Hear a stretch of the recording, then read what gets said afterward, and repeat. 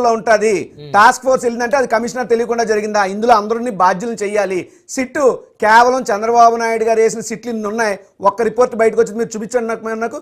SIT అంటే sit, Chandrababu Naidu SIT అంటే sit, stand అంటే స్టాండ్. అందుకే సిబిఐ ఎంక్వైరీ మేము డిమాండ్ చేస్తున్నాం. విజయశేఖర రెడ్డి గారు ఇప్పుడు ఆయన మాట్లాడమని నేను ఇంటరప్షన్ చేయను. నన్ను ఎందుకు ఇంటరప్ట్ చేస్తారు ఆయన? దారుణమైన అంశాలు ఏంటంటే ఎన్నని మాట్లాడారు సార్. రాజీవ్ గాంధీ గారు ఆయన పెద్ద లాయరు, పైగా కాపు జాతి నాయకుడు. ఆయన ఆ జాతి అద్భుతాల కోసం, ఆయన అభివృద్ధి కోసం పనిచేసే వ్యక్తి. ఒక జాతి నాయకుడిని మేము మధ్యలో ఇంటరప్ట్ చేయడం సారీ సార్. కానీ నాకు అర్థం కాని విషయం ఏంటంటే ఎన్నని మాట్లాడతాం సార్. ఇప్పుడు ఆయన ప్రతి మాట అబద్ధమే, ప్రతి మాట అలిగేసినే. ఎన్నని రాసుకొని ఎన్నని మాట్లాడాలి సార్ ఇంటరప్షన్ చేయకుండా? సార్ నాకు అర్థం కాని విషయము, ఒక వ్యక్తిని రిమాండ్ పంపించేటప్పుడు, ఒక సిఐనో లేకపోతే ఒక వ్యక్తిని రిమాండ్ పంపించేటప్పుడు ఆ వ్యక్తి గురించి రాసి పంపిస్తారా? రిమాండ్ రిపోర్ట్ లో దాంట్లో ఒక 30 మంది ఇన్వాల్వ్ అయ్యారని రాసి పంపిస్తారా సార్?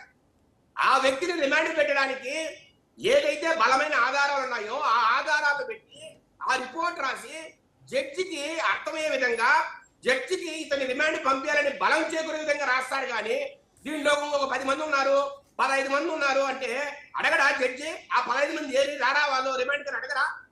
ఆ మాత్రం లాదు వాళ్ళకి అర్థం కదా సార్? ఇదేమైనా సార్ నేను అంటున్నా, ఎఫ్ఐఆర్ కట్టేటప్పుడు కూడా ఆ రోజు విజయలక్ష్మి గారు సిఐ నాగరాజు నా కొడుకుని చంపాడని ఇచ్చింది తప్పితే దీంట్లో ఇంకొక 10 మంది ఉన్నారని ఇచ్చిందా?